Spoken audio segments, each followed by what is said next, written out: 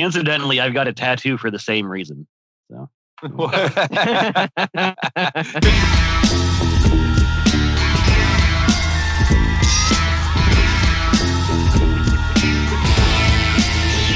Yeah, no, my ex-wife's tattoo was gonna take a couple hours, which turned into like 5 hours. And I walked down. This was Sunset Tattoo down in Sunset in LA. Mm-hmm. So I had enough time to go walk up and down Sunset. Like I went to Guitar Center, I went to Sam Ash, I went to just fucking all over. Oh man, I could have hung out at Sam Ash for a minute. Well, that's the thing. That's the thing is I did, and I came back, and there was still like a couple hours left. I was like, oh my god. And so I was like, well, I see Guns N' Roses gold records on the wall, so I'm gonna go ahead and just take a gamble and like, this will be an experience. Did you get the Appetite for Destruction on your ass cheeks? I wanted to get something like GNR related, but no, All right, editing Jason, insert graphic of Dan's ass cheeks with that album cover. Yeah, because we have images of my ass cheeks. No, it'll be just give me a picture of your hairy arm. Do that trick. Wow.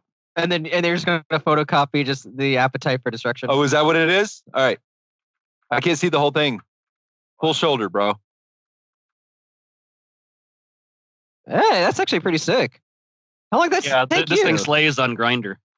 What is it? It's an elephant. It's Latin. Viam invenium aut faciam. Nice. I will find a way or I'll make a way. Hannibal of Carthage for the history nerd. Hey. Nice. That's too smart. I like most tattoos I've seen around here in the Midwest, as you see. Like I was expecting a flash tattoo that looked like it was inked with like Surge Cola. Like you know what I mean? Yeah, no, this was me back in a different time in my life when I could instead of a $25 gamble, I could take $1,000 gamble on just like, oh, I'm getting a full color tattoo that takes up half my arm, just because it's Thursday. Okay. I regret mine. Yeah. Like, yeah. I think yours looks killer. It's Rhyme of the Ancient Mariner, right? Yeah. We're all like 30, dude. Like we regret all our tattoos. Like that's just what happens. Like you get them because they're like huge, and it's just the outline, and it's like it's a shitty outline. I was like, fuck, I should have waited. It was in San Francisco, and I was all gung-ho about it. And there was this artist at this one tattoo shop that was booked for like a year and a half. Like amazing artist. Mm-hmm. So I went to that same studio that he normally works out of thinking, oh, anybody here would be good. Nope, not the case. But I was like, oh, I feel bad. I don't want to say no, but also I'm doing something permanent. I'm dumb. We're all dumb. Let's just let it ride. So just ride it out. Roll, though. Yeah. I'm getting tattooed when I come back next week. And like, oh my God, like they're going to do more of my leg, which like I haven't got tattooed in like 5-6 years. And yeah. So I haven't got tattooed in 5-6 years. And the person who does my tattoo, she's heavy-handed as fuck. Like it hurts like a motherfucker. And so, dude, it's like it is literally like a jackhammer. Ahab, like, dude, it fucking hurts so bad, especially because it's like on the back of the knee that she's gonna have to work on. Ooh. So I texted a friend here, and I was like, "Hey, man, like he's tattooed like from head to toe, and he's like, I don't do drugs, but like I do like." I guess he takes like Norcos, like when he gets tattooed, because he's just like, I just don't want to feel the pain. And I'm like, I need that. So I texted him. I was like, hey, I need a painkiller. And he gave me his friend's number. And so I met the dude, and he was like, yeah, man. So I sell 200 milligrams Tramadol, and like 200 milligrams of Tramadol, like they give you 50 milligrams if you break your arm. Right. So this is like 200. Like that's a recreational dose. Yeah, 200 is like dying. Like, that is hospice. OD. That is frothing at the mouth on a rug somewhere. That's like the Keith Moon dose. But here's what happens. He gives me 2 pills because I thought they were just going to be 50s. So he gives me 2 pills, and I was like, fuck it. Like I'll just cut them up. I look them up. They're 300 milligram Tramadols. So I was just like, if I cut it in force, it's still going to be too much. Also, cutting up those pills can fuck up how they go into your system sometimes because they're made to dissolve at certain points to release. Yeah. And if you cut them in half, they don't have that layer in the middle now that was supposed to dissolve like in your intestine or wherever. And you just get it right in the stomach. Yeah, no, it's just gonna. I'm just streamlining this hard, and so like, just lick it. Yeah. Well, it sucks. Can you just mix it in some peanut butter like you do for a dog? Put in a little thing of cheese. Just shuffle it with some Pez, load a dispenser, and it's like Russian roulette. And that wet special dog food that you only bring out occasionally, the wet chunks. Yeah, whenever Sparky hasn't shit on the rug for 6 months, you're like, it's been a good one, kid. Or he's about to die. So you're just like, he deserves a Kong. Yeah, let's give him one last meal. I've never never mind. That was about to lead last to meal for pets? No. I was literally about to lead to a topic that was so dog shit that there was no salvaging it. We started with dog food and it should end with dog shit. I mean, that's how the world works, Brandon. Do we need to start this over? Yeah, I always forget. I always forget how shit is made. I read the book, Everyone Poops, but I just always forget the ending. I'm always just like, what's gonna happen next? Yeah, that book's all second act. Man. Yeah, everybody poops. It's so high. I'm not into like astrophysics or anything like that. Like that's what that book is, right? Yeah, it's astrophysics. Yeah. Oh. It'd be great if literally there was like they just called like everyone poops just that's what the Bible was called. Like they just didn't know, they just didn't have a name for it, so they were just like, it's everyone poops. You're like, yes. Yeah. Why can't we call it something else? You're like, I don't know. Well, they did call it that, but it's an old book, so the cover fell off. Yeah. It's sort of like a can of soup from Aldi. Sometimes the label comes off, and you gotta either gamble or throw away a soup can. Yeah, sometimes it's a beautiful meal, like your awesome tattoo, or it's your except in this case, it's 1,000-year-old religious text. It's a quarter of the globe's way of life. Did you guys ever do the cheeky boy thing that in the 80s where they had a math book, but inside of it was a Playboy magazine or comics? Did you guys ever do that? Like how in the movies when they're like, I just want to go back to Cheeky Boy because either that's new or it's been around forever. What is Cheeky Boy? Refresh my memory. I feel like he grew up across the pond. No, yeah, it's literally just that. It's cheeky means he's a bit cheeky. I said cheeky boy because I work with. Oh, he's a naughty boy, isn't he? So cheeky. Look at that little perv over there. A wanky, huh? Oh, wink, nudge, nudge.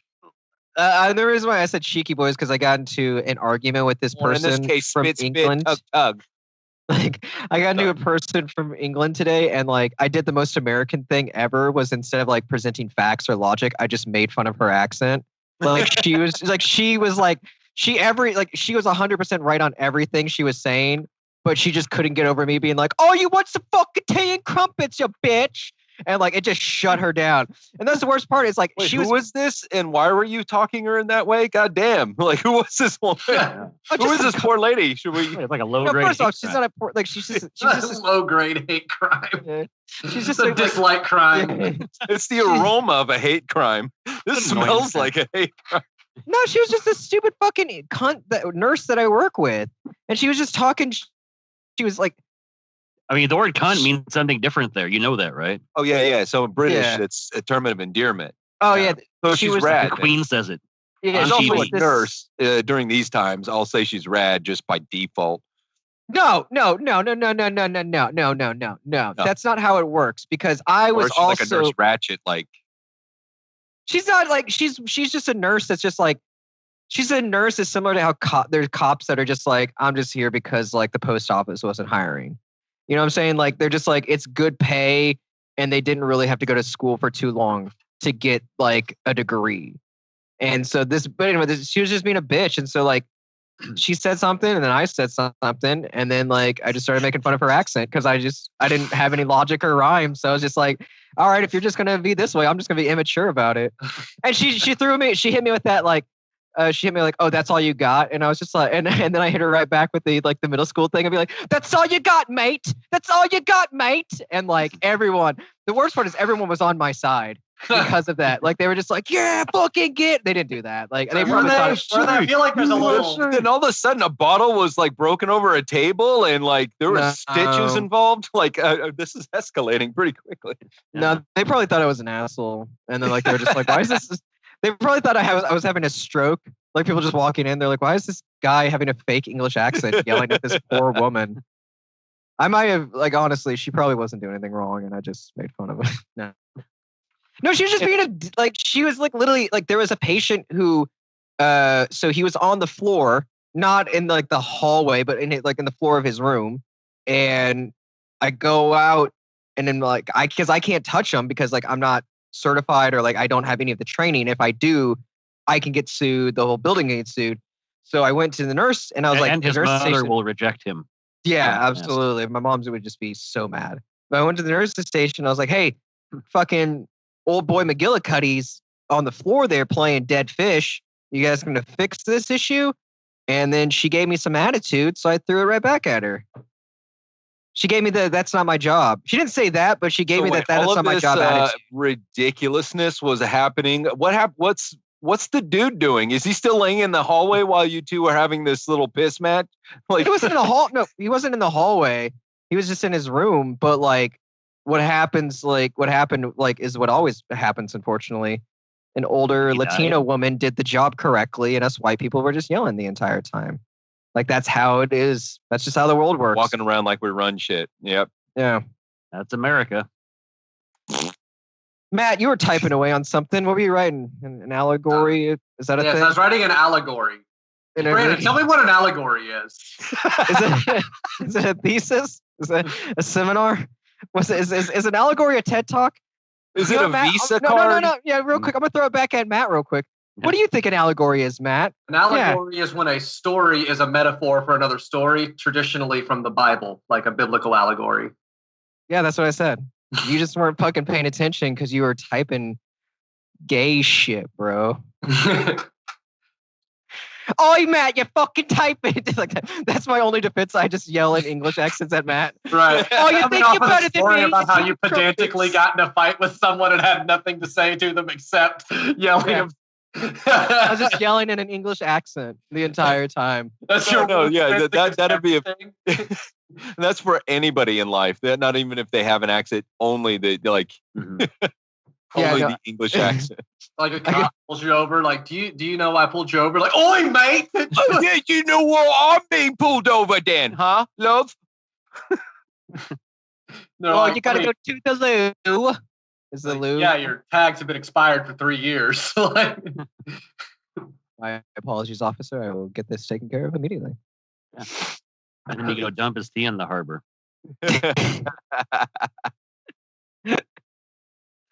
While dressed as a minority group. Yeah.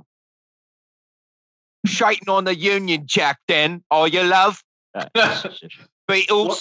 What I like is not so much the accent, it's the faces that go with the accent. Yeah. Far more incendiary. like every syllable is like a different terrible expression. If I were in a black light, it would look like Jacob's ladder, like fucking.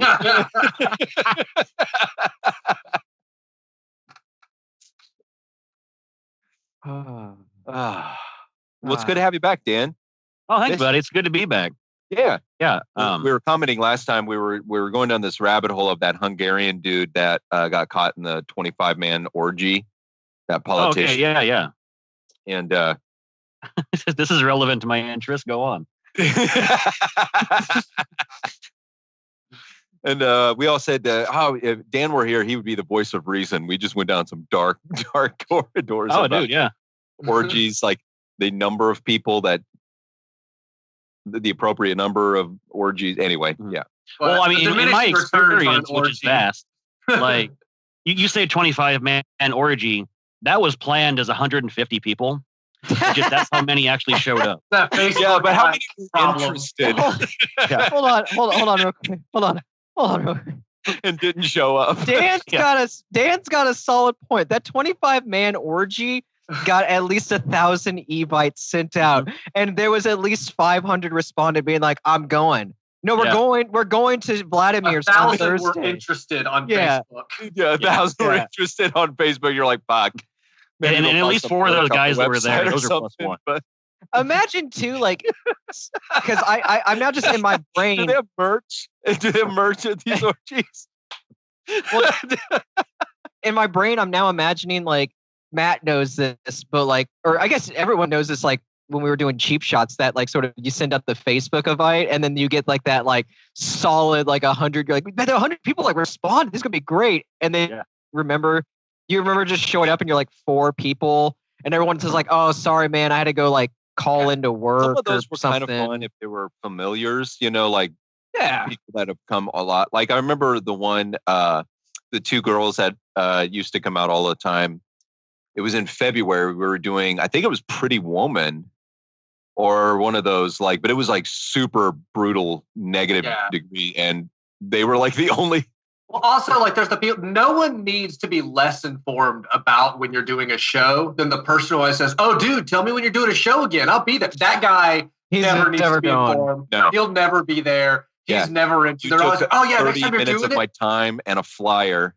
Next time you're in town, let me know. Next time you're doing that show, like I'm going to be there. Like, no, that guy is never going to be there. And he's going to say that every time. You could give him a ride. Yeah. You could be in the show. Somehow you lose him on the walk to the venue. No, literally, like, you could give him a ride and he'd be gone. He's like, I'm still not. You could do a show at his house and he would miss it. Like, sorry. Oh, man. Double book at it. Emergency birthday to go to. But how was it? Though? How'd it go? Though? You saying something? But how'd it go? How was it? I'm gonna get to one of these. Like that guy never needs to know when you're doing a show. Like that's wasted energy. Yeah. Your best audience members are ones who didn't know there was a show, accidentally stumbled in, or like, all right, I'll stay. I'll see what this is about. Those are your best group. Yeah. Yeah. Why are you talking over the movie? Shut up! This movie's awesome. No, it could be awesome. Like, you know, there was we got heat for the first one we did, Craft. Remember when we were doing it was when Cubis was doing the movie Interruption, and I don't remember what movie we were watching, but I said that Christopher Nolan was the thinking man's Michael Bay. And some people in the audience were like, oh, he's better than Michael Bay. I love when people just forget jokes exist. They just forget a concept of it. Christopher Nolan was Michael Bay for hipsters, and they were just like, "Oh, he's better than." Like, because I said that Joseph Gordon-Levitt was Keanu Reeves for hipsters, for people who want to pretend they don't like Keanu Reeves. And they get so mad. The people who that joke is 100% about get so mad about that. Oh yeah, because they're fans of that. Yeah, and that's the exact archetype. Like it's hit or miss. Like I don't give a shit about Tenet. Right, yeah. I care about gray rooms and suits and whatever slow-mo. Gray rooms and suits. That's like in every movie. Gray rooms and suits. Just like that's everyone's movie. And then like, oh, you got a Hans Zimmer score. Cool. Yeah, Christopher Nolan's basically famous because Batman's famous. Heath Ledger and Batman really endeared Christopher Nolan to everyone. I do want to performances is what. I mean, he's done good movies that aren't Batman ones, but those are the. Because I mean, he's got his Memento when he had Prestige and Memento, like really, yeah. Mm-hmm. Prestige, like he's got. I mean, I Tenet, like a Tenet. Actually, like say what you want, it's probably just like some bullshit, but like I like no, it's true. It's like Interstellar and like Inception. Like people talk it up so much, but it's like in the end, it's just like just bullshit. It's just pretty bullshit, and you're like, all right, cool, man. Like I just like. I think he's a dog shit story writer, and I think that like all his characters are fucking no, all the Memento was good, yeah. But like that's again when you have to go, oh yeah, Memento was good. Like when you have to like find that one movie, like come on, man, like he's not that great. Insomnia. But like I like Inception. Inception got overblown by stupid people. Well, that's what I'm saying. The fan base is what sucks. The fan base that are so hardcore, like, yeah, I like it or not. Like, I like David Lynch, but I know a lot of you guys don't. Well, but I like it for my reasons. But I totally understand your argument of why you don't like it. Inception, and I'm not pissed that you don't or whatever. You know what I mean? Inception's fans are frustrating because the movie did exactly what it needed to do. The key to Inception's success and what everything should do to succeed. Inception makes dumb people feel smart. And that's how you make... They thought they figured out a deep, complex movie. Like, no, it's all a dream. And if you know anything, you're like, yeah, it's a heist movie, but the steps are dream layers. And like, yeah, that's so complicated. Like, it's not. But dumb people It's really felt not. super smart. And that's why it's so successful, because dumb people felt smart. All these things were happening like at the same time, but at different places. And you're what the fuck? Yeah.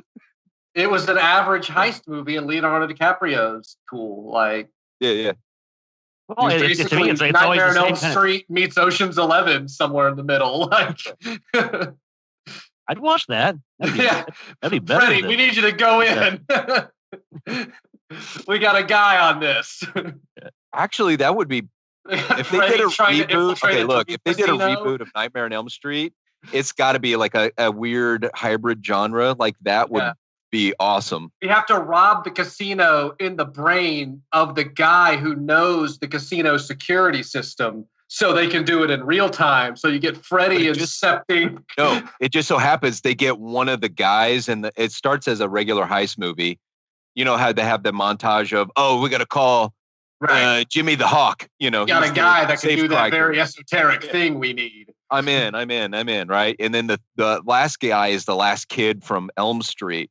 I just thought Freddy having to infiltrate, like wearing a suit and like looking all slick and badass, but he's got the big stupid burnt face and claw.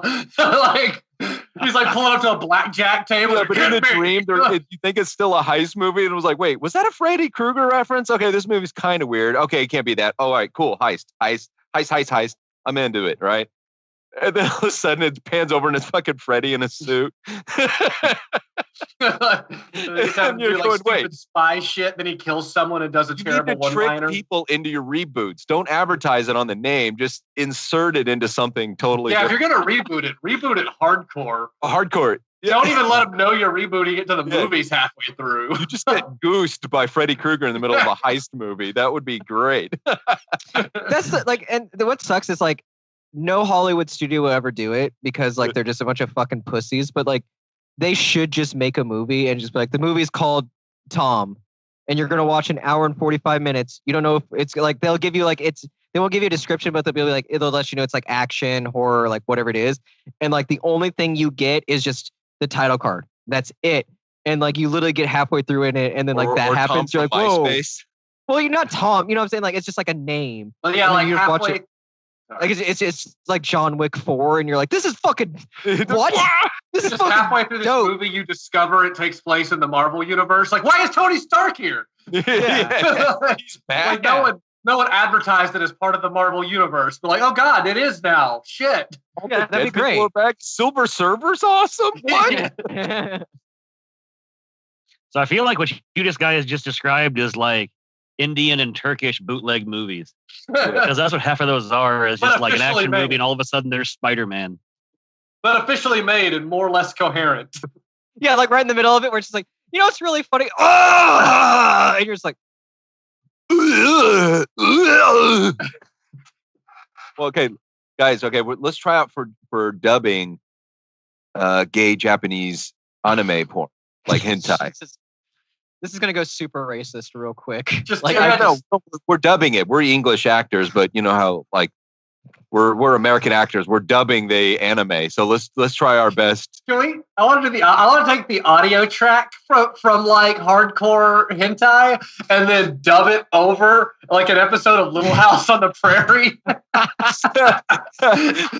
Fucking Michael Landon, that's like Michael Landon's face is like,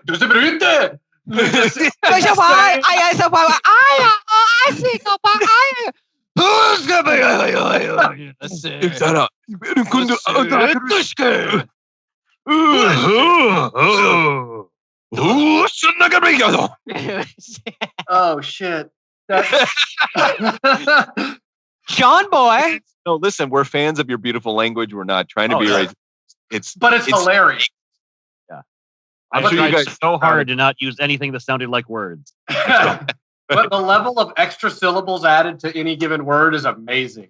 I know you. It's like we will. Let's just say this first and foremost to the Asian community, and I'm saying Asia, not including you, India. I know you're trying to bogart on the Asia's territory, but back the fuck up. Back the fuck up, Asia or India. This is about Asia. And look at you, the band Asia. Yeah, I was going to say that. I'm looking at you, Toto. I know you wrote the song Africa, but that's a little too close to Asia. What if that's like a guy fucking Weezer? Wait a minute. Are you a River Cuomo's apologist? Yeah. Is that what's going on right now? River Cuomo, is he related to River Phoenix? Are you related to River Cuomo and Dark Brandon left too long of a chain of that's not how that works to bother picking up any link of it. Yeah. No. It was if I look behind me, there's just going to be just a pile of rubble and trash. None of it's worth saving. There's not enough, it's just not enough milk out of correcting it. So no, you know what I should be taking though, boys? Alpha Brain. Today's podcast. Does this say memory and fuck? Memory and fuckus. Did they just? Oh, I thought it said. Yeah, memory and just memories and fuck. You remember the last time you fucked? Alpha Brain does. Yeah, that's what. Alpha Brain remembers everything. Yeah, today's episode is sponsored by the thing of Alpha Brain that I found that I more than likely bought 3 years ago. So Alpha Brain, it probably goes expired. Yeah. I don't know if that's their tagline, but I'm giving it to snake oil. Mm-hmm. Literally. It's got oat. That's all it says. It's not good for eyesight. Apparently. Is that the man marketing for Quaker's Oats? Is Quaker's Oats that gay that they had to that's all you're eating is oatmeal? I do know a little bit because there's oats, but then the healthy one you need to be focused on is steel cut oats. Yeah. Hold on real quick, Matt. Don't mean to interrupt. But yeah, it literally says for the ingredients, it's got other fucking dumb words on it, but this word I know. It says brought to you by Dumb Word. Dumbwords.com. Enter promo code. Shut up, bitch. I'm talking. It's got oat, and then next to it in parentheses it says straw. In case you didn't know. Wait. Straw. Wait. Did I confuse myself? I think I confused it. Anyway, the next ingredient is cats. Oats and straw is the same thing. Straw is what fucking horses eat. It says, yeah, it's like what you feed livestock. No, it literally says oat parentheses straw. I don't know if you can see it, but can you guys see it? Huh. And then the ingredient below it says cat's claw. So I don't. Is that like a monkey paw? What kind of which voodoo shit are you? What is it? Oh, it's got barbacoa in it. Oh no, bacoba. Yeah, barbacoa. Like Chipotle. It's kind of, that's sacrificing. Turns out this is gopher brain. I don't know. This shit looks. Sausages. This shit looks like it's got like dinosaurs in it. Pterodactyl, I think is what that says. Anyway, folks, buy Alpha Brain. Use our code. We're not sponsored yet, and save. You actually lose 30% off. You actually have to pay 30% more. More money for the insult. I'm charging you a fine. Giant corporations. Yeah. Yeah, we actually you have to dog shit. They go, ugh. You pay me more. You have to give us $25. Like Dan said, it's a finder's fee for us. Because we reminded you of Little Debbie's Christmas tree snack cakes. You have to give us money. Yeah, Debbie's holding out. Is that a medicine ball or not a medicine ball? A stability ball? Yeah. Wait, what did you say? Stability ball. What? I'm not going to repeat myself. You heard what I said. And I'm looking at 3 different faces that are bullying me 3 different ways. I was just waiting. I was going to say. I was waiting to just reiterate it to stability ball. I too have one of those. Am I saying it wrong? Stability ball. You just have a stability ball. I think. Stability ball. Stability ball. I'll waste a fucking episode saying stability ball until I get it right. Just the name of that stability ball. Stability ball. So dumb. Isn't it? There's a ball on which to test your stability. I understand. I thought it was always just exercise ball, but that is the very first time I've ever heard it called that. Some people call it like a yoga ball or whatever, but or sometimes it's just listed as, I've heard it say a few things, but just Stabilitibul was a shock to the system. I'm sorry, guys. Okay, so I am saying it wrong then. No, you're saying it 100% correct. That was the first time but you're saying it so fast, it sounds hilarious to me.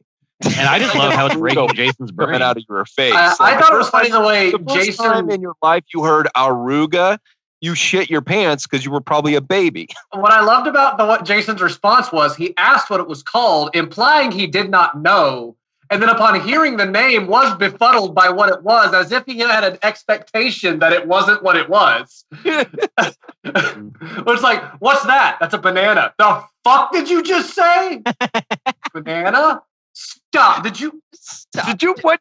Banana? Oh, excuse me. Oh, me. Banana. Should we just go with the English accent? Hey, Roy, what now?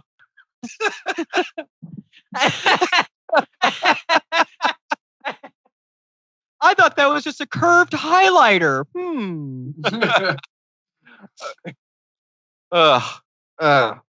Sorry, give me a second. I gotta go turn off my heat. This shit's getting hot. Yeah, you're right. All this hot fire we're spitting, shit is getting hot. What say you, gentlemen? Go. What say you? I wasn't paying attention. What did you say?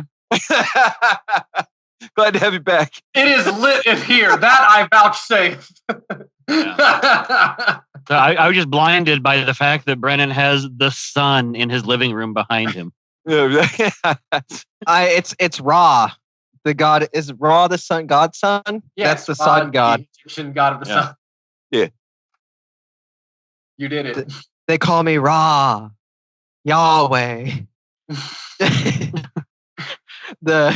I can't remember what it was an X-Men, the one with Oscar Isaac looking like a Power Rangers villain. Apocalypse. Thank you. Yes. I didn't see that one. Yeah, me and Matt saw it. It's bad. It's embarrassingly bad.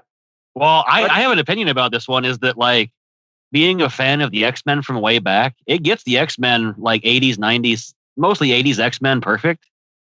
If you cut out if you cut out the A plot, anything involving Apocalypse in that movie or that entire thread of plot, if you could edit that out, it's a great movie. If you could edit out all the dialogue and then the times Olivia Munn looked like she was wearing a cosplay of Psylocke. Like everyone's just posing. Everything about that movie was I felt so bad for Oscar Isaac. Yeah.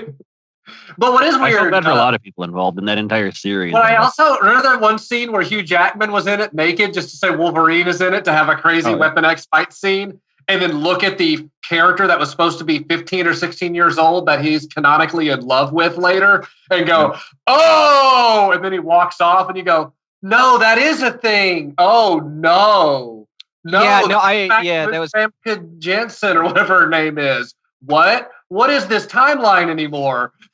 Yeah. Well, I mean, that brings up a greater idea, is that like Wolverine's 170 or something, right? So like there's not really a whole lot of females that'll pass the equation. You know, you divide your age in half and then add 7 to decide if it's appropriate to date this girl. Yeah, sorry. Matt, real quick. Can I just I have interrupted you, but I just want to say this. No, go. Dan, I can tell you the equation of who he can find to have sex with. Please. It's the number 18 over. That's the equation. Oh yeah. You ready for this? On the state. Yeah. No, just all. Brandon's a literalist with the law. Even that's kind of close. You know what I mean? I think there should be a. Yeah, it's not fairly legal for a reason. Yeah, no, 18. I mean, he used to hang out with Kitty Pryde and Jubilee and stuff, so you can't even get that right. You can't even get 18 right. Yeah. Like you give him that little bit, and he still can't even not overstep. I mean, yeah. Where I was going was too much down the comic book rabbit hole to bother with. So every place that my brain decided to branch that off, I don't want to say on camera. So just self-preservation for the four of us. I was going to say it's an unfortunate side effect of Wolverine because they didn't decide he was like super old until way later, till after he existed. So they wrote like romance plot lines or whatever. Then someone said, if he regenerates like a lot, does that mean he's technically older than he looks? And someone went, fine, he's from the Civil War. And then no one was like, so is he annoyed by just if you get to live to be 200 years old, do you find 30-year-old women annoying the way you would find like a 15-year-old annoying? Like, how old does someone have to be to interest him as a partner anymore at that age? Cremated, I think.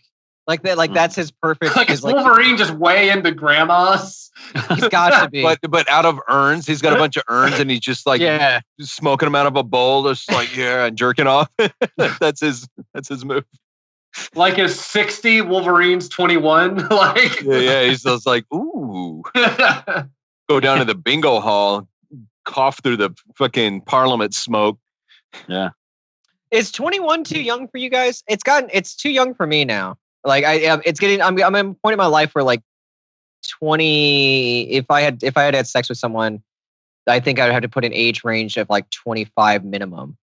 Like it's weird because it's one of those things where it self-enforces its own rule, like as its own mathematical rule, whatever. But the personality that goes with being that will always be the barrier regardless. Like, oh, good call, Matt. Good call. Like, if you found a 21-year-old with the like personality and maturity of a 30-year-old, I was like, I wouldn't even know if you didn't tell me. Like, but that barrier is already like that polices itself to an extent. Like, yeah, I get that because like, so Talia used to have this person, like, so she used to live in like a back house. And so people that lived in the front house, there was this like girl who's like super cool. She was 21 and like, she did have that maturity and that intelligence, that like sense of humor of a 30-year-old, but then she would still be on TikTok. And then you're like, oh, there it is. No, I'm good. Like it always comes out, and that's what it is. But if Zoe, if you're watching, I think you're great. I love you. Like you can only click down here to email me your phone number. Yeah, you can only waste so many references on somebody before like, this isn't gonna work. I've tried to dunk too many movie references from the late 90s. Oh yeah, I'm pushing it with this shit. I'm just like, you guys know, I can't even pull an old ass reference. As soon as these Tarantino references aren't landing, I'm like, all right, what are we doing anymore? Or you said David Lynch earlier. That would be the perfect litmus test for me, is if they lit up at David Lynch. I'm like, shit, yeah, we're in. Just that. Yeah, that's a double-edged sword either way for me. Like, who's David Lynch? Ooh, David Lynch. Maybe not. Can't get too excited. That's a solid point. Like it depends. If sometimes if you get the you're like not interested in this person at all. But like if you get the you're like, I think we could bond. Yeah, we could probably have if they're hardcore into it. Like I'm into some casually, right? I watch it with the commentary track. Like, okay, that I enjoy. But like if a person is like super into them, like they probably wouldn't be able to laugh at like Airplane, which would be a big no for me too. That's they got to be comfortable with that. Speaking of things, just something I just realized myself is the transition from physical, like DVD, Blu-ray movies to streaming services, the death of the commentary track on movies. I know. That's such a bummer, dude. I've noticed that for years now. Is it? Because I mean, it's already a niche group of people who liked it, and I only like them on I loved it, and I learned a lot from it. Honestly, is that going to become a sub thing you can get on streaming services eventually? Like the bonus features that would be packaged with buying it? I've seen some do that. Like if you purchase, there's like you can add an extra bit to get extra commentary track. So like when you go to your subtitles, one will be the commentary track. Okay, like you get Netflix at like $15 a month, but then like for $3 a month more, all the commentary track, all the dumb bonus features. Mostly on Prime and only certain movies. Like they release them that way. Like but yeah, I do miss that. Like it just Kurt Russell and John Carpenter getting stoned and talking about The Thing, and like. Well, the best commentary track is ironically Trey Parker and Matt Stone's groups, and they hate the commentary track, so they just get shit-faced drunk, and then it's just a look into them. Halfway through, they're barely talking about the movie anymore. It's this that we're doing now. Yeah. There's a part on the commentary for Cannibal the Musical where it just goes out for like 10 minutes. They're like, Dean fell on the equipment. And that they didn't redo it or anything. That's just in where the audio goes out for 10 minutes and they're so drunk, one of their guys fell on the equipment. If anything, bless them for being able to resync what, when they turn the machine back on. There was a part where, I think it's the opening one where Trey's like, yeah, I remember this being one of the last things we shot. And Matt Stone goes, this is one of the first things we shot. You know what the worst commentary track, though? And that I'm still surprisingly seeing? Commentary tracks on albums. Like, no one, they're like, when I wrote this song, you're like, I want you to shut the fuck up. Like, I don't give a fuck about you telling me about the song that I want to hear. Like, you haven't seen that? What are you going to do that the liner notes aren't doing? Well, that's a documentary. Just put it on Netflix over there. I don't mind like those like recording documentaries. Is that what you're talking about? No, those are cool. Because that shit's interesting. I'm like, oh, this is how we recorded this. I'm cool with that. No, I like that because like there's a band called Bring Me the Horizon that like released an album, and like what they did is they did like 8-minute video for like each song, and they're like, hey, this is what we did, and like kind of everything. I was like, I fuck with that. But there's literally on Spotify you can find like albums. I think it's like not Tool, but like one of like those big album, like big bands, like actually does like a commentary, like with the songs in the background, like it's fucking just background noise.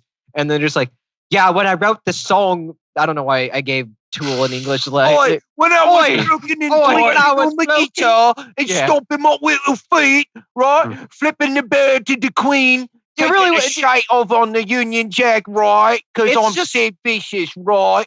It's just the worst because they'll go to the point where they're like, yeah, when we wrote this solo, you're just like, I just want to hear the fucking solo. Like, I don't give a fuck what you were thinking or what your ex-wife did to your kid. Like, just fucking play the song, asshole. That's specific.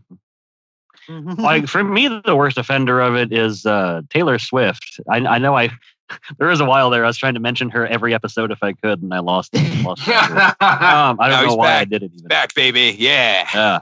But it looks like me and Dan have something in common. We both try to mention things one time. But I have someone in my life who really loves. Is that now? I'm sorry. Was that? I just said Brandon's being a little cheeky boy, and I'm rubbing my fingers very strange like it. Cheeky boy. I love fingers in his thumbs, like he's rolling up a booger. Being a little pussy. Yeah. I've always been waiting for a filmmaker so pretentious that he makes a commentary track on his commentary track to more specify the point he was trying to make in the commentary track. The tits were very necessary in this. I didn't mean to say, oh man, look at the big tits. It's a commentary track years. Yeah, let's take movie riffing to the next level. Let's riff movies that are Mystery Science Theater episodes and riff the riffing of the movie and just pull it back another level. It'd be riff tracks. Right. Or we could riff the host segments. Yeah. Okay. Kill that one. Shit. The reason I mentioned Taylor Swift, just so I didn't for no reason mention that, is if you get the deluxe version of her CDs, which is what we have at the library, the last couple of tracks are like bonus tracks that'll be like, here's the demo version. But there's this like always like a minute long thing where she talks about why she wrote it or what was on her mind. So if you have that in the CD changer, it's all of a sudden you have some bitch talking about something for a minute straight that you don't care about in the middle of your music. And that made more sense like a minute and a half ago when we were talking about that. Like, what the fuck? Like, yeah, it's on your album. That could be a TikTok video, that little track, right? Just why is it on the record? Fuck off. Or you ready for this? Let your fucking audience know. Like, your audience will find out on their own by listening to it. Right. Because your lyrics spell it out. Yeah. Right. When you're telling me, and that's part of the magic of it, is like everybody has their own interpretation. Yeah, wait till I ask. Leave it up to answer the question after I ask it. If I'm like, tell me about that song, go into it. But otherwise, shut the fuck up. Like, shut the fuck up. Real gangsters, shut the fuck up. Taylor Swift. Yeah. Dude. And the song is a better version of the song was already on the album. Right. It's like, who says to themselves, I want to hear this song, but like slightly slower, worse sounding, sounds like it's off in the distance. You know who gets to do that? Like Van Halen could do that. Like those demos are fascinating because it was like 25 years before the thing you like came out. So it's an interesting historical deep dive. This is just your shitty like. This is them not wanting to write a book from the same shit song that I just heard. This is them not wanting to bother writing a book explaining themselves or something. Like no one buys that. No one reads. Yeah. My audience doesn't read. By the time the demo was made until the time it was done for the record was 2 weeks. That's not a historical document. That just means you wrote it in the studio. the shit version that I was working on. Because why? Just why? Like it's because she wants us to hear the audio of her bedroom because she's a girl. It's just the significant other of the artist is tired of hearing the story being told of what that song's about in private. It's like, just fucking put it on a commentary. Stop telling me why you wrote the song. What I'm saying is the album should be the album. It should be the music, and that's it. And usually things like that appear on classic records, reissues, right? Disc 2. No. No, but I mean, it usually does, but I'm going to say that's where they fuck up too, because like no one, when you're old, you don't want to hear new like you don't want to hear someone tell you about the shit you like. You're like, I already know what I like. I'm fucking old as shit. Just let me enjoy what I like. Like if you played that, like if you played Foreigner and then Foreigner had to like tell you why they like wrote Cold as Ice, my dad would kill someone.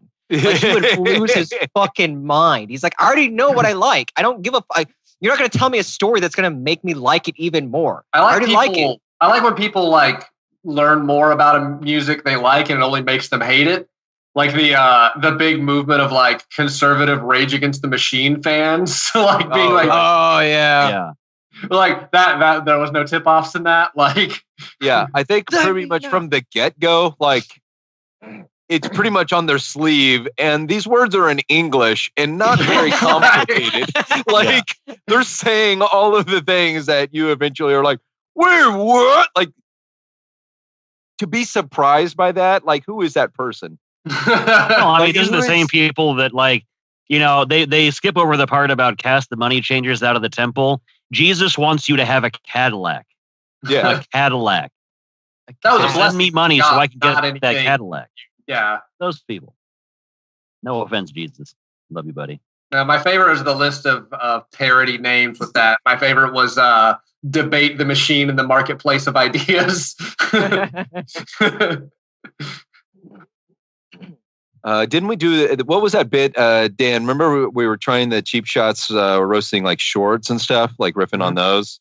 And you had the trainables. Can you explain the synopsis of the trainables short to us? First of all, that is a left turn that puts me on the spot. Let me make sure that I'm going to say this in a way that's not going to get us like. No. Yeah, no, 100%. No, yeah. No, it is a weird. First of all, it was from like early 70s, right? 70s. Yeah. Let me paint the scene here. Is late 60s, early 70s. Planned Parenthood invested in and released an educational short film. You know, back when you would have an actual reel of film. For school that you did was like everybody would get one from the library. Yeah. But it's discussing how to teach the topic of sex to the developmentally disabled and it covers, from Swish. You don't need to say anything more. That's all I needed to hear. But it's a very long video and it's very, very, there's no other way to say it. It's hilarious. Like it's a moment in time. No! Because it's so. I'm a horrible person for saying that, but it's difficult to be anything but. The ABC. Why it's wrong, but damn it. Yeah. Brennan. Hold on, real quick. Yeah. Sorry. The ABC of Sex Education for Trainables is a 1975 short education film hosted by Richard Dix. Dick Dix. It is intended to inform people about the need to educate the mentally disabled, quote unquote, trainables, as they referred in the film about sex and sexuality. It's kind of a rough. That's a trainable. That's a hardcore name. That was I like it. Sounds like Expendables. Like they're the trainables. Yeah, no, the trainables is like they're. Like it's like a transitional word. Like you can tell that before that there was a much worse word. Now that we have a much better word. It's still kind of rough though, Yeah, but from now on, everybody on the resumes for like coachable should replace that with trainable and see if we can slide that back into the lexicon and just have a little. Yeah, we're taking it back. Yeah, we're taking it back. We're taking Trainables back. But yeah, just the fact that that's the name that they use in the title, it pretty much tells you everything you need to know about this. But I remember there was a round table of them going around the Trainables doing band shirts. What's that now? We were doing band shirts when there was a scene where they were going around the table, and because they were like teenagers, they would have band shirts, and then we came up with band names that would. Like the mic drop was Syndrome of a Down. Yeah, I remember that. That's a solid gold oldie right there. I just wanted an excuse to bring up System of a Down or Syndrome of a Down. I think I brought it up the last 3 episodes, and I'm kind of done with that band and been done with them. But for some damn reason, they keep coming up in my brain. Yeah. It probably can't keep them down. Genocide that's happening right now, Jason. Huh? There's an Armenian genocide happening, and System of a Down wrote 2 songs because they're from Armenia, or they're Armenian. Armenian Trainables, apparently they made the video so kids would stop masturbating in public, is what it's saying. So there you go. Oh. Thanks, DJ. Well, I mean that reminds me that there's got to be like a treasure trove of videotapes and cassette tapes that, like, when we were kids in school in the 80s, when there would be like educational songs about stupid things. Mm-hmm. Yeah, I'm. And speaking of the ABCs of sex for that thing, there's got to be a pretty good treasure trove of undiscovered, like, sex ed or songs about how to spell words that are just forgotten gems out there. Dan, are you just trying to learn how to have sex and spell words? Because we can teach you that as. Yeah, you guys ever just they're mutually exclusive. Like, do we need to teach you them simultaneously? Because that's weird. Well, in this post-COVID world, that's the only way that we can have sex. You're pumping a sex doll. Yeah, you don't want to have those 2 things linked in your brain. You don't want them to be 2 Pavlovians together. Environment. That's But I mean, if you can't spell, that's going to really be a detriment to your getting laid. You don't want to get boners at spelling bees or whatever. Dan has got a solid. No, Dan's got a solid point. True. If you can spell, you ain't for backing me up there. No, Dan, I'm always going to back you up. They're multiplying. They're just fucking like rabbits, and none of them know how to spell. Exactly, you know how to spell. You ain't getting pussy, nerd. You gotta get your fucking ass down to the store and get some Mountain Dew, brother.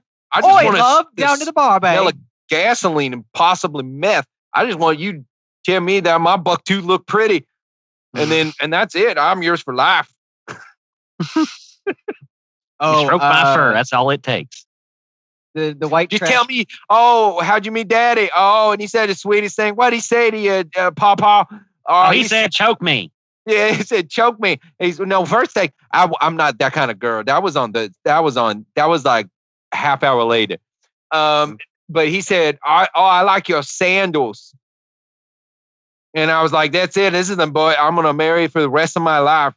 He looked into my eyes, and I always remember he said the words, "Yes, we accept EBT." And I just knew that he was going to be the one. When I saw him in his Kentucky Fried Chicken, I don't know why, I imagine. Yep. And minutes later, I was giving him a handy behind the BFI dumpster behind the funnel cake stand in the carnival in the parking lot. Are we just doing Adam Sandler characters now at this point? Like, it's just all turning into like, And then when we were in the squad car on the way down to the station and he set his head on my shoulder, it was the most romantic thing I ever saw in a film. Made my heart go all aflutter. Turns out I came twice. I'm a squirter. Like I always told you boys, Nana's a squirter. Watch out now. I like the always told you, like it comes up very often. Yeah. Y'all just pull up your shower Nana, you're a squirter. Show. Please stop saying that. Like, well, that's gonna be the people now in 50 years or 40 years.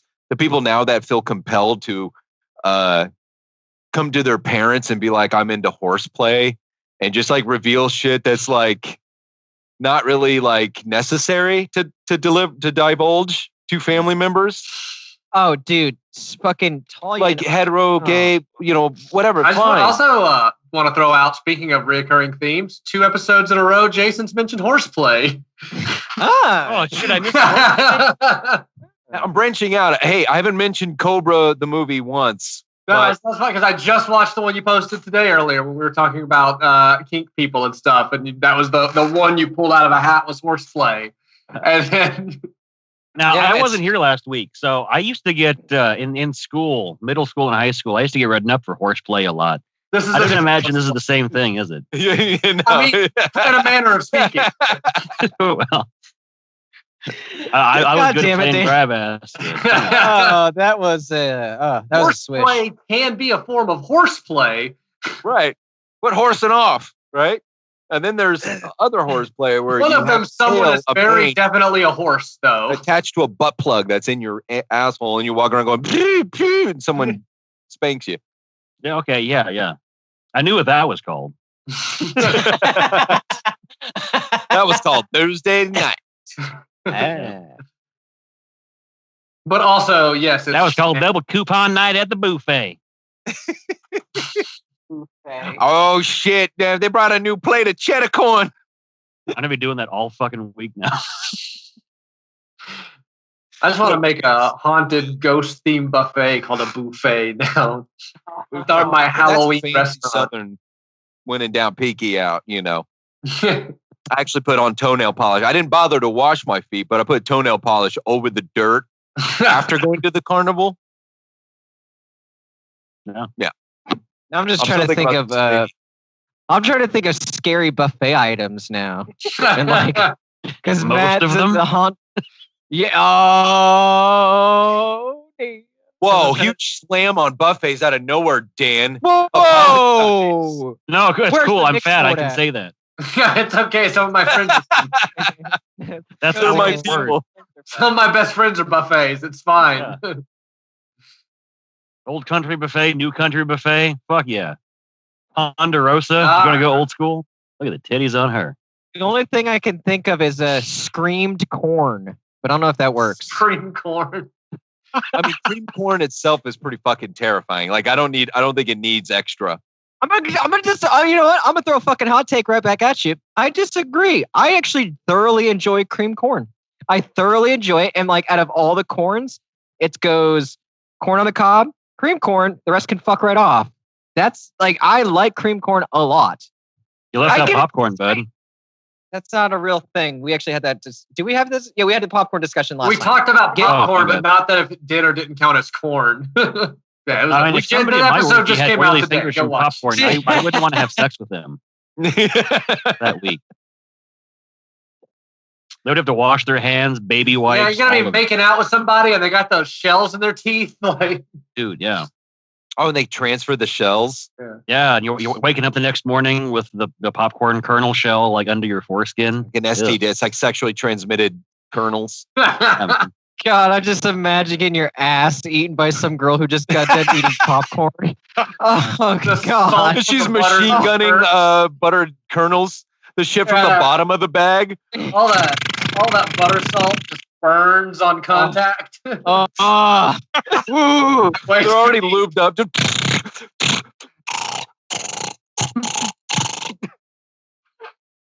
Man. Oh my God. So yeah, you say it like that, I guess it really isn't corn. It's corn in the way that candy corn is a corn. Yeah. Oh. This is actually gonna. You know what? I'm gonna pull the room. I'm gonna pull the room right now. Matt and I have this. I mean, I already probably know what Matt's going with on this one, but I'm still gonna throw it out to the room. Besides Halloween, obviously, which is your favorite holiday candy season?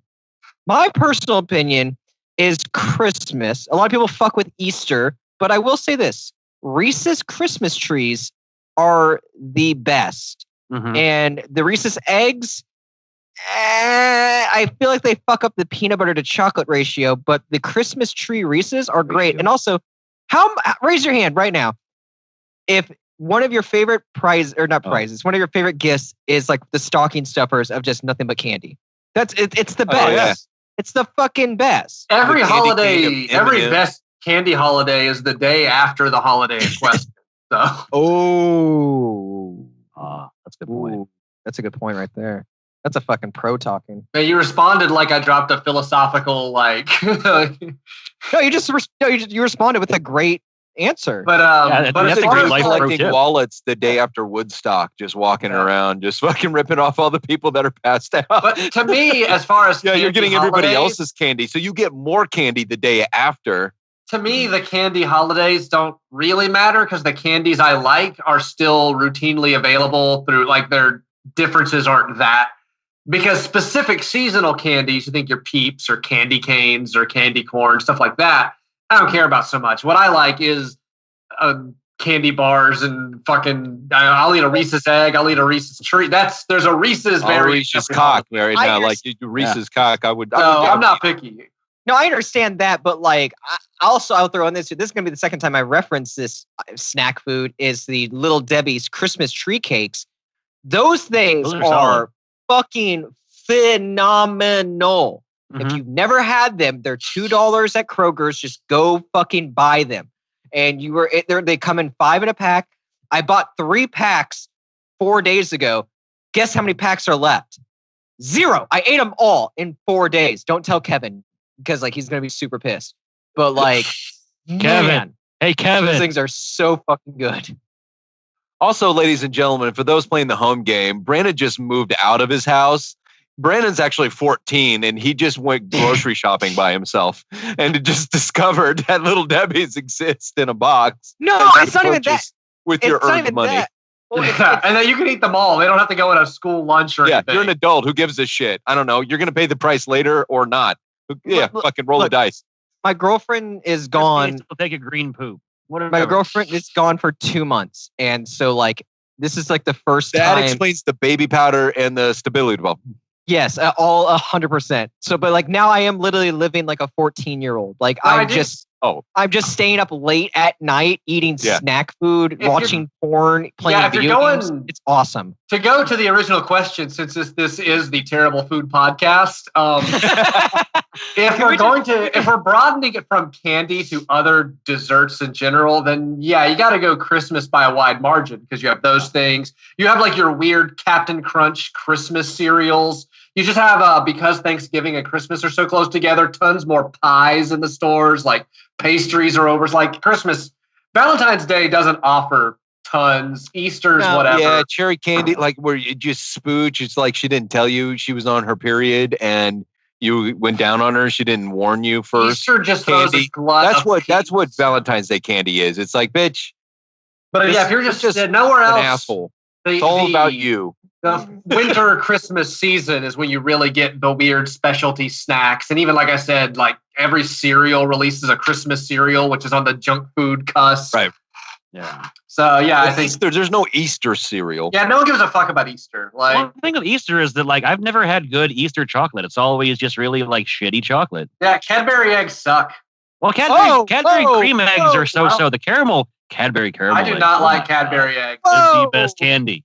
The sugar content in them is too much. It's too gooey. Like it gets everywhere. I don't like the spooge. Matt and me are in the spooge. Like I told you the booger story about. I'll do a caramel cream egg, but not the regular ones. That weird sugar content. So you're like a candy top. No, anything with snot in it or anything with that, I'm out. Well, they don't. First bite, the bottom half cracks and it gets all over your hand and it just spoos out everywhere. They don't. It's on your hand. Well, I mean, the power move is you just unwrap the top half and you leave the bottom half still wrapped.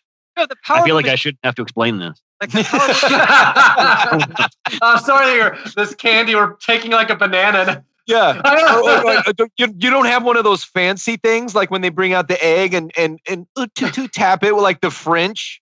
You don't have fucking white gloves that go up all the way. Not to derail from debating. Not to derail the Cadbury debate. Another thing about the Christmas holiday for junk, not even my junk tooth, sweet tooth. The huge variety of eggnogs on the shelves that people like to get into. Also, thank you, Matthew McInnes. I was about to say that your boy has got a half a gallon of eggnog that I have been sipping on for the past 3 days. And every year, I think this is going to be the year that I'm not going to have eggnog. I think I'm not going to do it. I'm just like, I can't do it. It's probably going to be shitty. You know, they always say like every 7 years your taste buds change. 31 years in a row, bitch. Eggnog in the house, and I will drink it every goddamn year. Eggnog. They say different varieties. Like, I didn't know there was varieties of eggnog other than like. They start releasing different like flavors. I mean, especially Christmas time, every company just starts rolling the dice with whatever they can. But sometimes you start seeing weirder milks, like cotton candy milk on the shelf. Yeah, you remember like back in the early 2000s, Lindsay Lohan did the like puss nog, like pink puss nog, like marketing. No, I don't. You remember that? Like Carmen Electra was just like I was really my pulse on Lindsay Lohan real hard, so I would know. I haven't heard of that. Can we just cut out that clip of Dan going no and use as a hard edit response to more things? Please. That was such a good no. That was the best no I've heard. There was no consideration. There was no maybe. There was no wait. Am I wrong? There was like no. Why would you even think otherwise? Yeah, all of your words that came at me are dog shit, and I disagree with 100% of them. Yeah, in that order. Fuck you. Short answer is no. The long answer is also fucking no. No, that didn't happen. But I'm calling it out. I'm not a fan of eggnog. Actually, I not drink it if it's there, but I never get it on purpose. Like, I'm weird. Like, I like all of the components of eggnog. Yeah, I mean, it's just pancake nutmeg batter. And whatever the fuck ever else is in there. Rum, I like rum. Is that not what it is? Pancake batter, basically? Just about. But mix some pancake mix, throw some fucking nutmeg and a little bit of rum in it. Yeah, you gotta spike it with like rum and vodka. See if it's any different. Like, really sugar milk with No, I'll pass.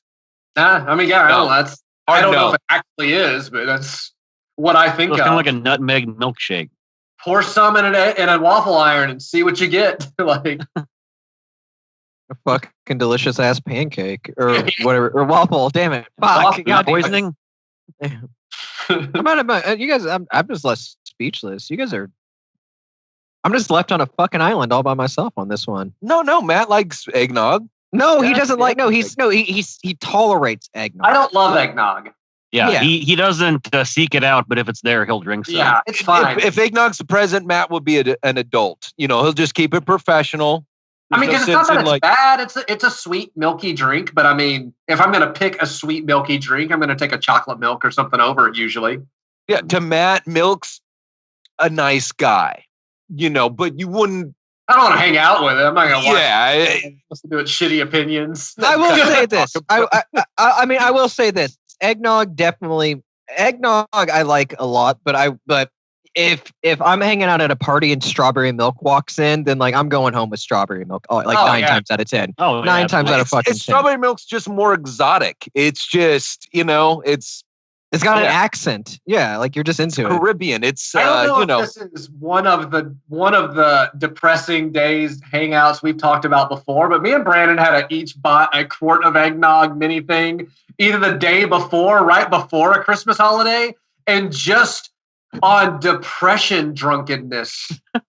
It was because it was drunken behavior. We acted like it was weird, like it was that funk. And we just each bought a thing of eggnog and just kicked it back out of the carton throughout the night in what should have ended in suicide. Oh no, Matt's not even telling.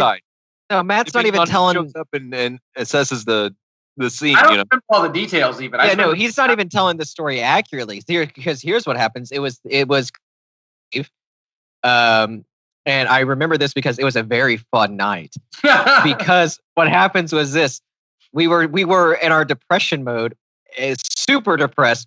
We went to the Quick Trip near his house, got the quart of eggnog, and drove around for about 45 minutes because we tried to find an open Popeyes, but every single one that I remember it was Popeyes. No, I don't. It was remember Popeyes because we pulled into 3 different Popeyes, and every single time they were just closing, and we just had this look of like defeat, like 5:30, but it's also Christmas Eve. Right, where they close early for that Christmas Eve. Yeah, I remember driving. I remember what we were looking for. I just remember it was a hella depression Christmas Eve thing. Yeah, I remember each carried a thing of eggnog, just kicking it back out of the carton. And then what happened was we settled by just going to Walmart. And I remember this because I just got prescribed Ambien. And I was like, hey, do you want one? And he goes, sure. And just takes it at the Walmart. And we end up getting, like, I think we go Walmart and then we just go to McDonald's. And I was like, how you feeling? He's like, I'm all right. And then we just go back to his house. And then he's just like, well, the day is done. I'm seeing purple. I gotta go. And like that was it. So that was our Christmas Eve. Ambient's a bad dude. It was Ambient don't play. Ambient don't play one bit. I went. My saddest was I went to a rave in like Kansas because my girlfriend at the time wanted to get drugs on Christmas night. We were hanging out and we ended up driving out. It was like a 30-person rave at like it used to be like an embroidery store or some shit like one of those rinky dink places in the middle of nowhere. Yeah. That was sad. I remember being like, what the fuck is my life? Now that you've mentioned that, I do remember being handed pills. It's like, meh, and just taking pills because they were in my hand and immediately thinking like, that's a sign of something else. Like, yeah. That because it was like pills. It was like gunslinger not flinching. Like I've never seen someone take a pill so quick than Matt has. Like it was literally just. It was the best part. Was like, do you want it? He's like, I don't care. Like whatever. And then you just put his hand, and it wasn't even like a stare. Sorry, fuck, I'm eating. It wasn't even a stare. He didn't even stare at the pill. It was just like. It didn't even fully hit his hand. Like his hand was going up as the pill was falling. It was just like. It was just like. It's like you were just banking it off his hand on the way. Yeah, he bounces it in. He's like, ugh. And I saw that, and I knew that was probably an issue. But at the same time, I was just like, well, I need someone to tell me if they're good or not. So like, I'll just let this one ride out, and then like, if they're good, then whatever. Like I will, we'll have this conversation another time. And they turned out to be pretty good. That's the depth of friendship right there. I don't think it's like. Yeah, Ambien, man. I've gone to the grocery store on my bicycle. Like I didn't own a car at the time, so was it weird that I went on the bicycle? That was my first transportation. But yeah, oh my god, like multiple times, like and brought the groceries back. So clearly, I hung them on my bicycle somehow and brought them back. Ambien, dude, Ambien made me of you. Were there hills? What now? Were there hills? Oh, no. This was the period where I lived in Westport in Kansas City. I was all and I literally lived behind the grocery store. Oh man, you go like anybody going uphill with bags of groceries on their handlebars. Oh yeah, the wobblies. Dude, Ambien, I feel so bad because there was 3 women that I would constantly sext. Like I would just, and it was aggressively horny. Whoa. Dude, it was aggressively horny, like text. Like it was just like the Ambien. No, it was literally like. You took the Ambien. Oh, okay, yeah. Okay. I'm not gonna say her. Okay, yeah, I was gonna say like, wait a minute, but you okay. No, they knew it was the Ambien because I would be like, I'm on Ambien, and they were just like, all right. They were like, gotta bring us off. Yeah, like, and it was like literally just like it was like I'd look back the next day and just have to be like. Well, that's probably going to happen again. So I am sorry one more time, but that's just what you get for giving me your number. Like that's honestly, this is kind of on you because you should have saw this coming. If anything, this is your fault. Yeah. Stop texting yourself. Stop texting yourself. Stop texting yourself. Phones need a feature like an app you can put on where you turn it on when you're going to become compromised. And the only way it will enable its text features if you pee on it first, so it can read if anything's in your system currently. Yeah. But also could it be the solid snake when he gets found when he's sneaking that blink? Yes. Little exclamation point pops up. Yeah, you just pee right on your screen, and it'll read if there's anything in your system. Be like, can't send a text, man.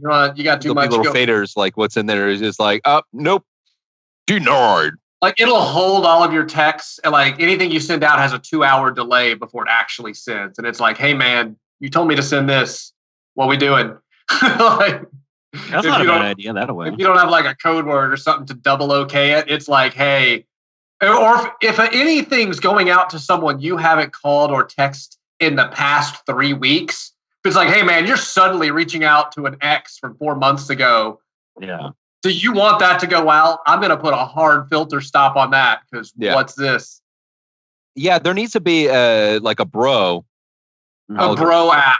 A bro algorithm, like a voice of reason. Yeah. Like, remember when Gillette did that Men Can Do Better commercial, and there's the part where the dude sees a girl and he's like, hey, and the guy just walks up and puts his hand on his chest like, nah, man. Hey, we don't do that anymore, guy. It needs to be is that guy that goes, whoa, whoa, whoa. It needs to be that guy as an app, basically. Granted, the commercial itself is a hacky exaggeration of that idea. Mm-hmm. It's Hollywood giving themselves best picture for those like forgettable. Because the guy was straight up Benny Hill logic. He saw a girl walk by, was like, honka, honka, ding, ding, ding, and like, you got burger, squeezy peasy. Which shout out to that era of comedy. Benny Hill is a comedy icon for being like, what if girls are hot? So you just chase them like a rapist through every scene or also music. No, Benny Hill in my brain is around the same time because it was always on like PBS. And that was the same channel Sesame Street was on. So a lot of Benny Hill in my brain was Sesame Street with titties. And so like, that level of comedy is like, but if you think about adults watching that and giggling, that person's a moron. Like, I never watched Benny Hill, really. I only know it exists. But yeah, it's basically just graphic sexual assault, but the music is funny and it's sped up. Everything's sped up and it's like, it goes, think of a movie that has kind of a disturbing rape scene or sexually aggressive scene and just put the Benny Hill theme under it instead. And like, watch what it does to it. And you're like, why is this hilarious now? This is a problem. Well, I mean, how fast is the film sped watch up? Deliverance, but put fucking like Benny Hill under it. Well, I mean, kind of, that's Benny Hill theme, but Southernized. Yeah, you just put it under there and be like, this was his comedy? Why? The Benny Hill theme in a minor key. He's a oh, what? You don't like me flicking girls in the bra stand, love? Yeah, that's just you bloody pots. Oh, hello, I'm Farry. I don't like seeing titties bounce around in like double time speed with a real creepy guy on a pogo stick with the mustache getting chased by an octopus. Do you then on a unicycle? Then do you, man? Is the right intonation, but a couple octaves off from Russell Brand British. It really is. See, I found God because of all the pussy I'm drowning in, and then I'm going to make you feel bad about how not enlightened you are because you're not getting the amount of pussy that I get. Is that it's not quite like at that weird, like disgusting high pitched tone he has, but right. See, Dad, whatever happened to Russell Brand? He's doing a podcast. Show. Guys, we're on this now. As Russell Brand. We're on the same level. We did it. We're in the same industry. Our colleague, us and our colleague Russell Brand and Joe Rogan. We see him at the podcast Christmas party. We do need a podcast. The fact that he doesn't call his podcast or his fan base Russell Brand recognition, though, leaving so much money on the table. No. What this is, though, what we are doing, guys. Okay, we're outside of the Super Bowl.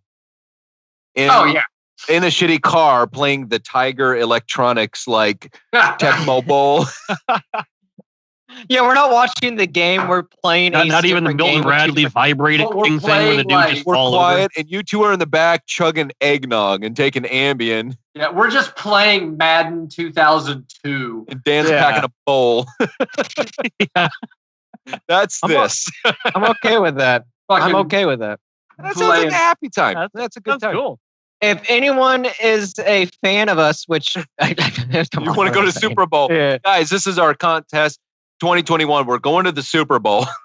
Yeah, draw us in a Toyota Tercel with what Jason just said, and we will get you tickets to a Super Bowl. Not the we'll just get you to a Super Bowl, anyone. But it's our choice. We'll have to figure out what that is. Yeah, we'll have to figure out which Super Bowl could be the Super Bowl. Like it's a new. It's like the Japanese Ginsu level bowl. Like you could get that, which is also good. Granted, not the NFL Super Bowl, but still pretty cool gift. Either way, you're going to come out ahead. Oh, so as long as there's chicken wings, I'm in. As long as there's chicken wings. Oh man, Dan, you fucked with me on right there. God damn, I want chicken wings right now. I want chicken wings so bad right now. You got me, Dan. Dan always gets crispy skin. Just when you least expect it. Just the 2-bone ones because the 1-bone ones suck. I'm a drumette guy. I like the drumette more than the flat. Well, you and I need to team up then. You can have the drumettes. I'll take your whatever the other one's called. I just order all drumettes at places. There's some real ass places I will just ask you how you want them. Oh, dude, I go drumettes all the time. You got to go drumettes. See you, Jason. 100%. Jason's like, I gotta fucking leave. He just comes back with a shotgun and kills himself. He's just like, I can't come back with chicken wings just to taunt us. I thought he was just leaving because we can't escape the topic of food on the show. Yeah, this is literally just become like when we brand this podcast, it's going to be comedy/food. Like it's gonna really become a hard problem or need to be the genre soon. Like, I mean, we have to either pitch this. We do, but they also have to do other things also. Well, we do other things. We just talk about. We should have called this podcast 3 Squares. Oh, I see. But also meals, but also lame asses. But you get to wonder who the 4th one is that isn't the square. See what I did there? It's got layers. Yeah, I wonder if they won't be able to tell who's the square. I wonder if Jason's coming back. You know, we should just end the episode. It was funny if Jason went off, but then ducked down and crawled back under his desk, and so he's going to pop up out of the bottom. I really hope something.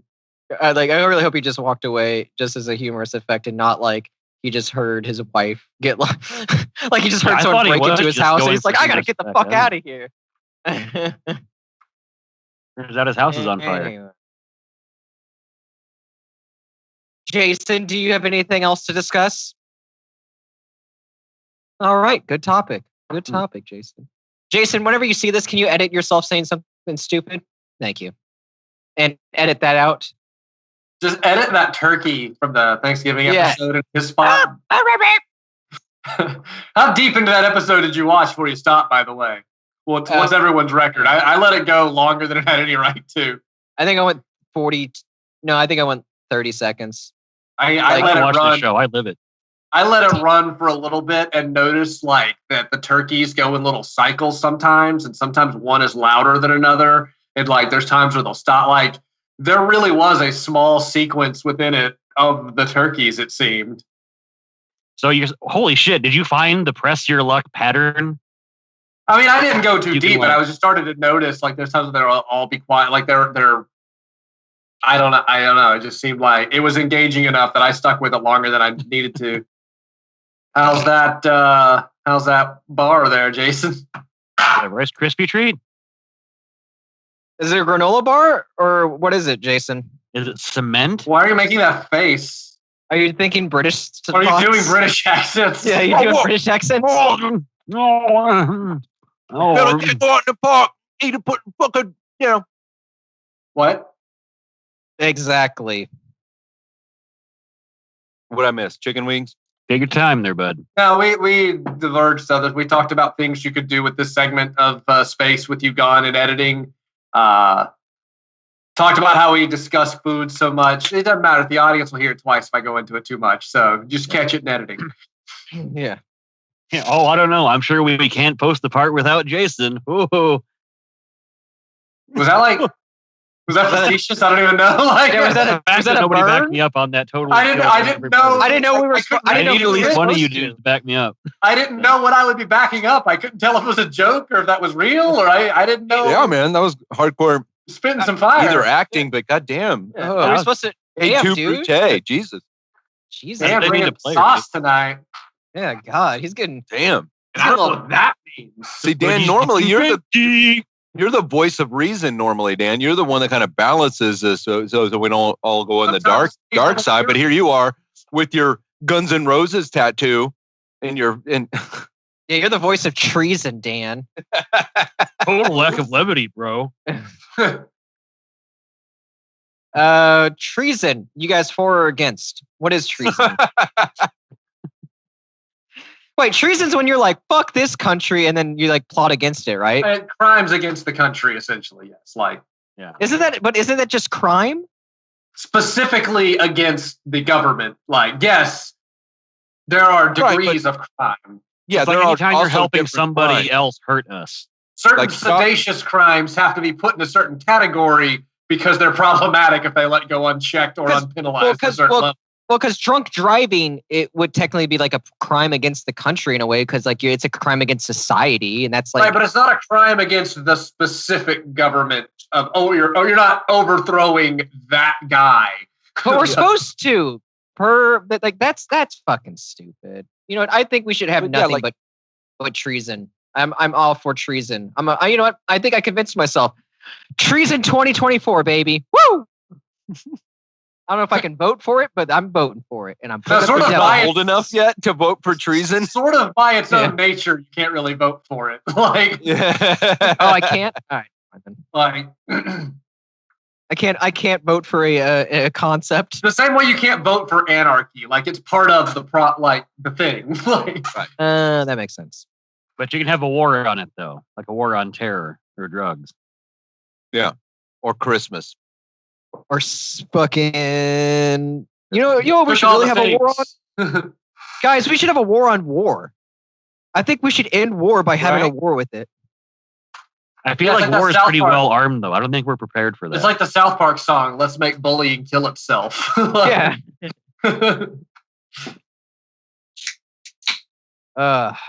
Bullying is for pussies. Yep, and I love gay ass bullying. You gonna cry, bully? Nice mustache. What, do you kiss your boyfriend with that mouth, bully? Yeah. Well, nowadays you can't even like really say insult anymore, because it's like, well, what, you fucking kiss your boyfriend with the mouth? They're like, yeah, and I'm also still gonna beat you up. And it's like, goddamn, like, oh yeah, you and your gay, you go to the gym way more than me, because it's like, whoops, you guys are. I just got beat up by my bully, my gay bully, and his boyfriend. These damn outed badass gays. Yeah, they're just walking around, just accordion my frail ass. Yeah. I gotta wrap up here soon, boys. I gotta go take a poop and get ready for leg day. That's gonna be fun. Yeah. Did you know? Fun fact: you can also just say, "I gotta go." And then we believe you have a reason. Yeah, and we probably knew it was about shitting even. This plate was salty. Sorry. Yeah, that was a little rude. You guys all kind of rooted me. You guys rude boyded me. And I was nothing but civil today. Oh, did we cheeky for you, huh, there, Brandon? Little cheek. Oh, you know that ain't grumpy. Go on the wrong side of the fucking road there, huh? Oh yeah, they do drive on the wrong side of the road. And then go do a squat, and then Yeah, I'll take all the music from your oppressed culture. I'll repackage it and sell it back to you, dumb motherfuckers. Oh, Beatlemania. Are the Beatles good?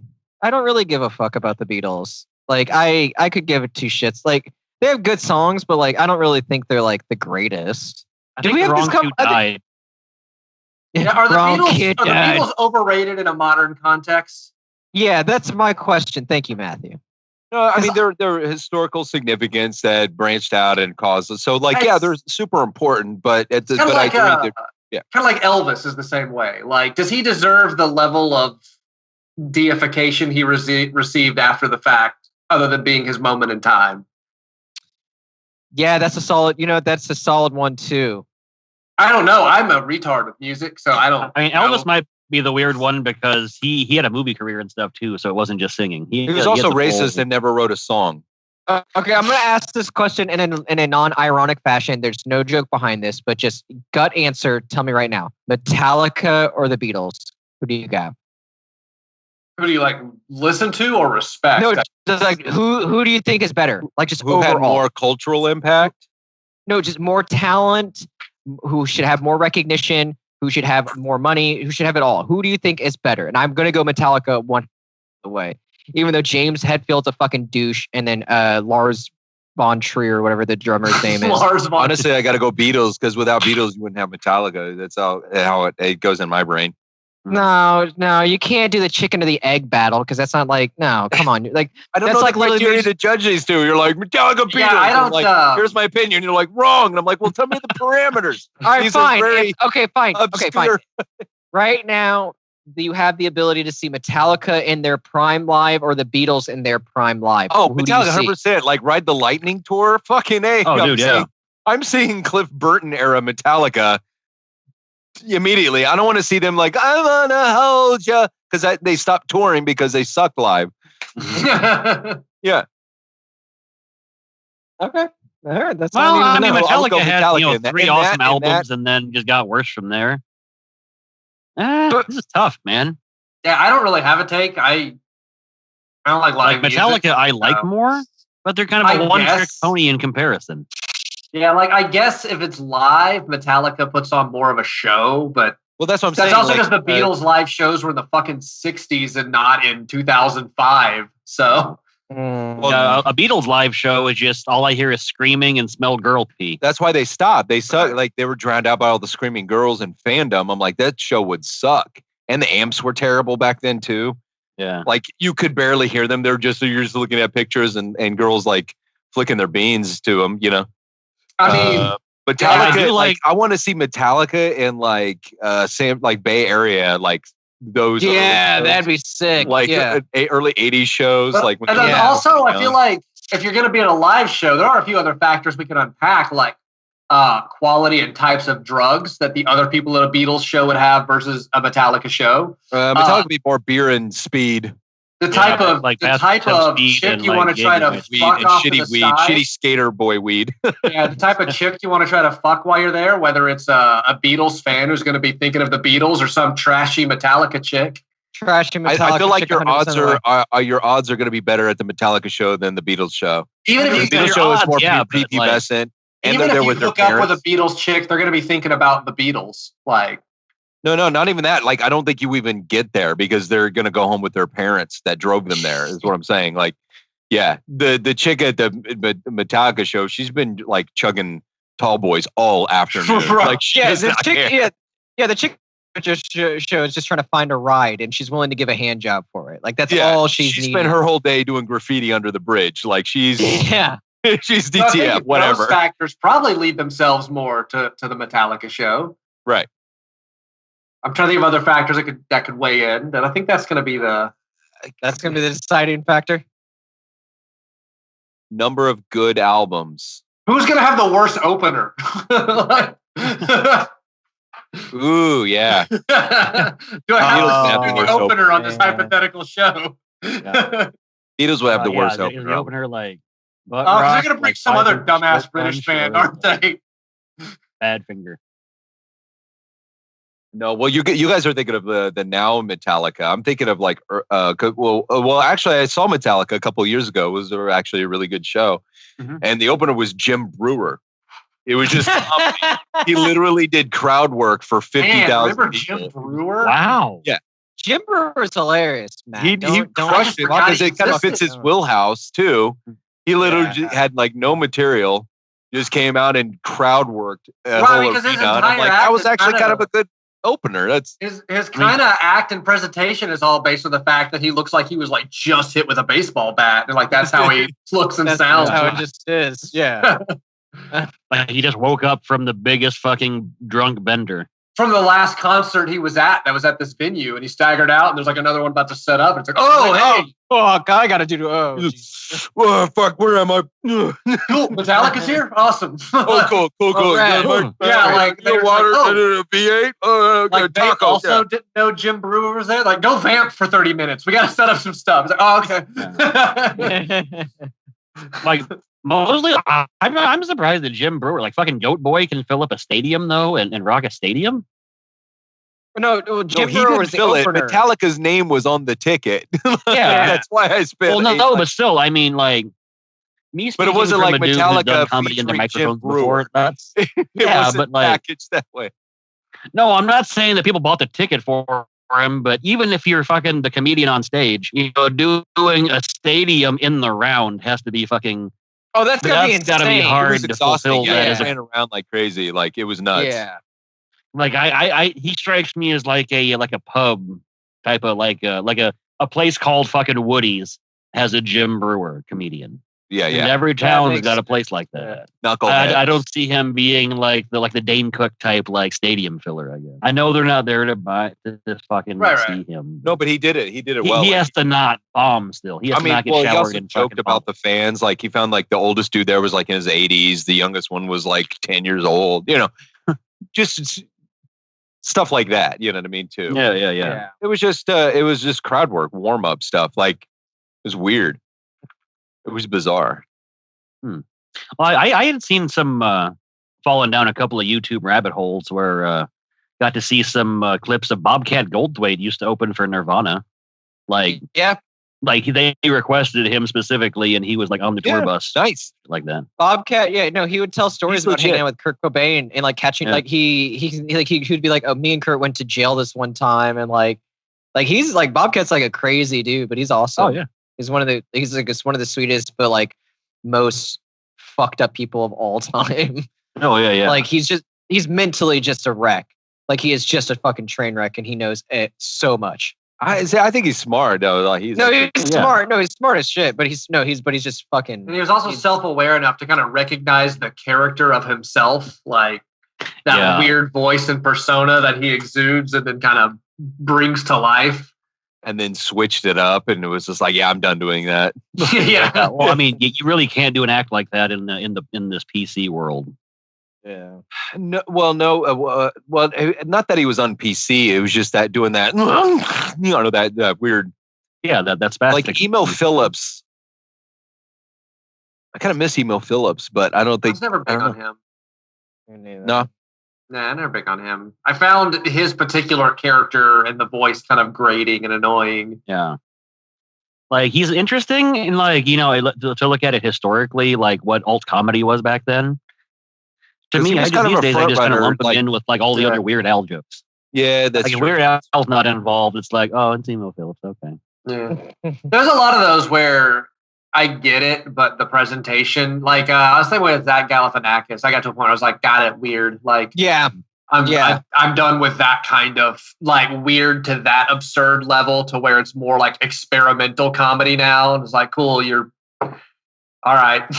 Yeah. It's like that. I always just assumed just sucked at transitions. And so they just figured out a way to like muscle through transitions that way.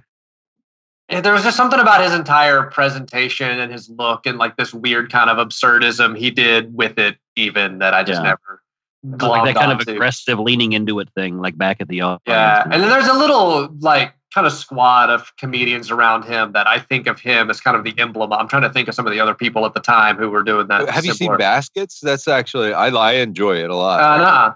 I just meant like really his stand-up and stuff. Like, oh, yeah, that style. Yeah. As an actor, it's kind of whatever, like, because he can just be cast to play that guy in movies. And right. Baskets is actually really good because of Louis Anderson as his mom. It's like, it's heart-wrenching, and also like that's who bizarre. Louis Anderson is. Like, it's nuts how good it is. Yeah. All right, boys, I got to jump off here, but hey, y'all have a good evening, and what, play the music?